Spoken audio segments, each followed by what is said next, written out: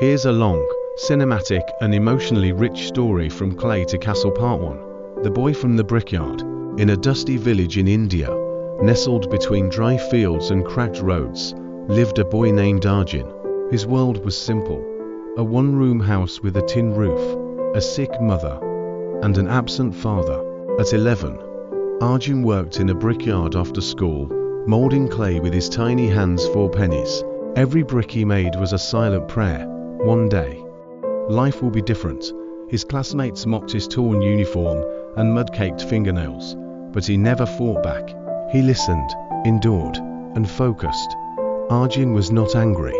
He was hungry, not just for food, but for a better life. At night, after feeding his mother and finishing his labor, he would borrow torn books from a retired schoolteacher in the village.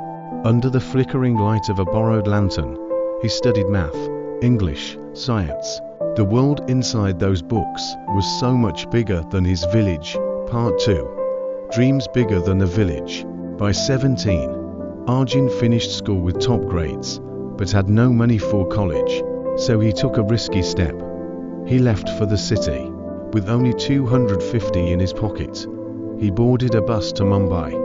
Life in Mumbai was brutal. He slept on footpaths, washed dishes at roadside stalls, and did odd jobs, cleaning, loading boxes, sometimes selling vegetables.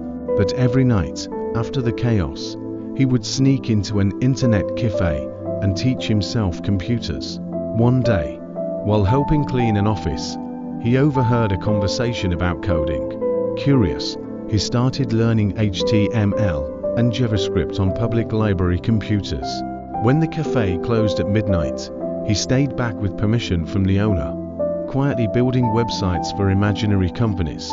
After months, he emailed one of his website demos to a real estate agency, using an old laptop someone had thrown out. To his surprise, they replied. They offered him $3,000 to design a basic site. Arjun nearly cried. It wasn't the money, it was the first time someone believed in him. Part 3. Climbing the mountain. That one gig led to another, and then another.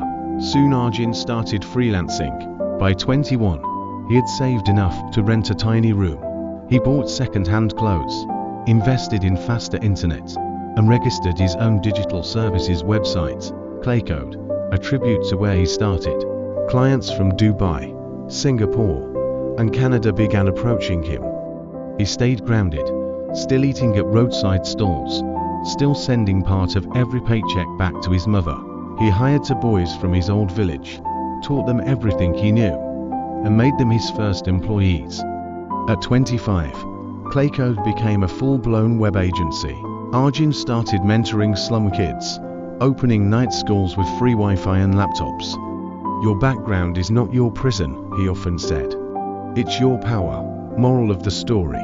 Being born poor is not a choice, but staying there might be, if you give up. Arjun's story proves that discipline beats privilege when matched with passion and purpose.